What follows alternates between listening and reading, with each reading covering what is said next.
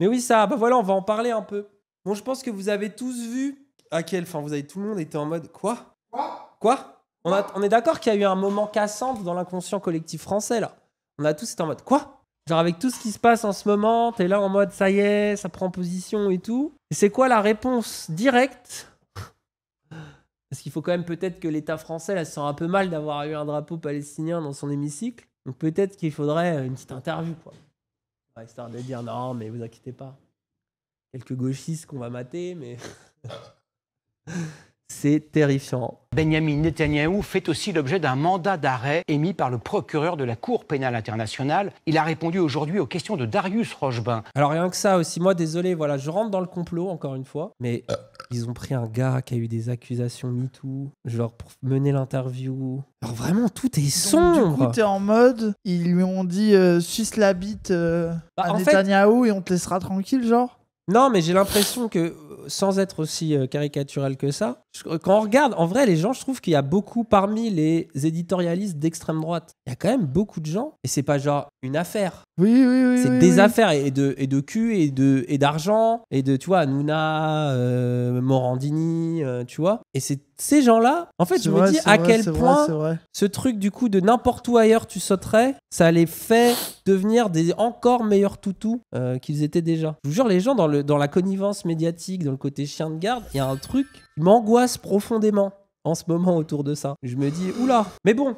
Il y a notamment Rima Hassan qui appelle à une manifestation devant TF1. Il y a un lancement de boycott qui a été lancé. Ah, ils ont le seum! Ayez le seum un peu! Parce que lui, il va dire, on a fait un sondage et 90% pensent que c'est pas bien Rima Hassan. Bah oui, mais en attendant, il y a des gens dans la rue, quoi. Les images en direct. Très bien. Vous croyez qu'on bosse pas, nous? Et il y a donc le député Thomas Porte qui a appelé aussi les salariés de TF1 à saboter la diffusion de l'interview. Voilà. La démocratie. Rima Hassan et Sébastien Delogu, donc toujours les mêmes. Voilà, insupportable. Mais c'est une dinguerie. Insupportable. Mais c'est n'importe quoi. Mais comment tu peux avoir à ce point, c'est genre aucun recul, quoi. Mais gros, mais lui, ça y est, il est radicalisé, frère, avec ses sondages à 98% pour virer les immigrés de France, là, genre, qu'est-ce que tu veux qu'il fasse? Ah ouais. Et même s'il avait pas ces idées-là, il est prisonnier de son nouveau public, là, il est finito, là. Genre, oui, elle est loin, la méta TPMP, Gilets jaunes, ou des fois, de temps en temps, tu pouvais avoir des trucs un peu populaires à la con, là, c'est fini, là. C'est vraiment, droite, en vrai, c'est vraiment un populiste au sens négatif du terme, Hanouna, tu vois. Ah bah, c'est vraiment c'est ça. Mais nous ne faisons pas de bombardements non ciblés à Gaza. On ne fait pas ce que faisaient les Alliés à Dresde. On ne fait pas de tapis de bombes à Gaza. Je ne vais pas me comparer à ce qu'on a fait par le passé, mais nous ne faisons pas ce genre de choses. Lorsqu'on va... Donc on est d'accord que quand il bombarde un camp de réfugiés avec des enfants, c'était vraiment choisi, quoi. Il a vraiment choisi. Non, mais il a dit dans la tier list des dictateurs et des génocidaires. Je suis quand même rang E. C'est ça. Pour moi, j'entends ça. Il est en mode, il y a pire. Oh, allez. Ouais, ça va. Il y a d'autres qui ont fait pire, quoi. Allez. On est encore un peu humain. Rafah, c'est l'équivalent du débarquement en Normandie. Wow. Rafah, c'est l'équivalent du débarquement en Normandie. Ah ouais. Après. Ah d'accord. En termes de mort, peut-être. Ça va peut-être. Je sais même pas, frère. Ouais, je sais pas. En fait, j'en sais rien. Je sais même pas. En fait, j'ai aucune idée de combien Et de gens attends, sont je sais morts pas si l'extrait il sera après, mais moi je trouve parce qu'on va pas se mater l'interview en entier, les gens vont s'éviter cette souffrance. Mais cet extrait-là, gros. On voit bien que vous tuez beaucoup de combattants du Hamas, mais au prix de tellement de victimes civiles innocentes. Alors, question quoi. Alors comment il va répondre à ton avis? Les civils, chaque mort de civil est une tragédie. Chaque fois que je vois un enfant ou une femme ou un civil innocent mourir, pour nous c'est une tragédie. Je crois autant que toi quand tu dis du bien des youtubeurs et des streamers. Bah après, la même ça énergie, se voit, il a un CM lui. Ça se voit tout de suite. Ah oui, il a des CM, il en a plusieurs. Ah ouais. Mais pour le Hamas, c'est une stratégie. Allez. Ils utilisent sciemment les civils comme des boucliers humains. Allez. Donc, alors vous avez entendu, donc la stratégie, c'est quand même de partir du principe qu'Israël va bombarder, quoi, déjà. Moi, je trouve qu'il y a un moyen facile de sortir de la stratégie. Tu sais comment tu pourrais les avoir? Tu bombardes pas. Oh, si tu bombardes pas, ils peuvent pas l'utiliser. Ah ouais, tu voudrais dire que si ils envoyaient pas des bombes sur des civils, et ben du coup, il y aurait pas des civils qui meurent. Non, mais peut-être qu'il faut que je fasse son CM. Ouais, son CM, il faudrait contacter son CM pour lui suggérer l'idée. Nous avons envoyé des milliers de pamphlets, d'affiches. Nous mais avons t'as passé vu des appels téléphoniques. Mais t'as vu, il y a des petits bénévoles sympas. Tu te rends compte, ils ont recruté des gens et tout pour aller mettre des affiches et prévenir, faire du porte-à-porte, faire des petits appels, dire bonjour madame.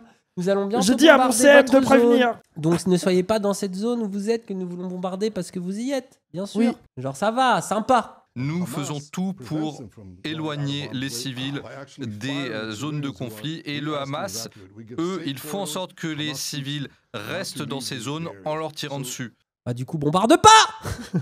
C'est vraiment ça. Le Hamas qui tire sur la foule pour que les gens ne partent pas. Mais quel mensonge. Oh là là. Mais c'est comme tu sais tous les trucs de Wissam. Mais si tu rentres dans sa logique, du coup, bah bombarde pas. Oui, ils veulent te faire alors du coup, le Hamas veut te faire passer pour un criminel de guerre en faisant en sorte que tu tues des gens. Bah les tue pas. Ah ouais. Genre vraiment, genre c'est là que tu vois genre le tissu, genre ça tient sur rien. Tu sais, il y a même pas d'effort en fait, tu vois. Mais ça passe, c'est pas contredit, c'est pour ça que là on peut vraiment, il y a toujours une part de propagande en politique. Mais là, c'est vraiment de la propagande de guerre, les gens là.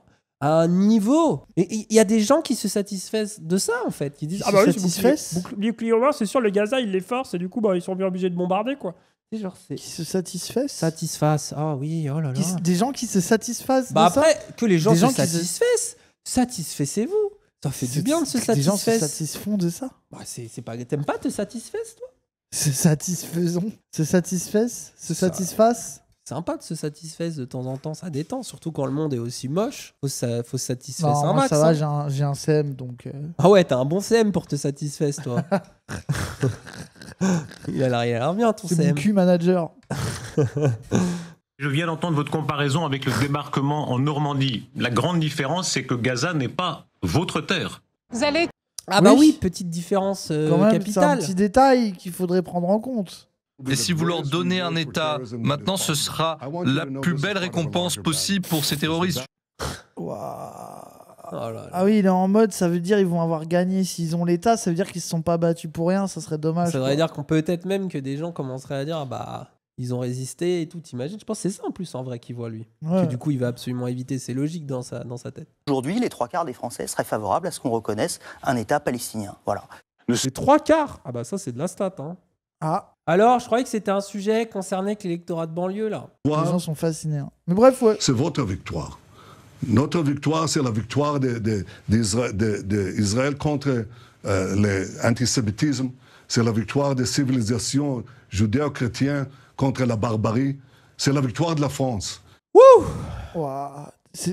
Il est vraiment arrivé avec tous les dog whistles d'extrême droite. Pas ma France, hein. C'est là que tu vois où est-ce qu'il cherche ses alliés aussi. C'est que c'est vraiment la rhétorique de l'extrême droite et c'est eux qui draguent. Vraiment. Et il est d'extrême droite de toute façon. Oui, bien sûr, non, mais voilà quoi. Il sait qui sont ses alliés quoi. Après, et là, les gens, vous vous rendez compte quand même, une heure de grande écoute, TF1, ça, avec ce qui se passe dans le pays en ce moment, le climat, là, on a atteint un tiers là où. Tu sais, on est vraiment dans le mood CIA. Moi, je trouve qu'on est dans un mood CIA. La réalité est CIA. T'es vraiment en mode, oui, d'accord, ok, l'Occident, l'impérialisme occidental. Dans ce qu'il a de plus caricatural, tu peux même pas faire semblant, donc vas-y, on se cache plus. Tu vois? C'est en détente. Hein.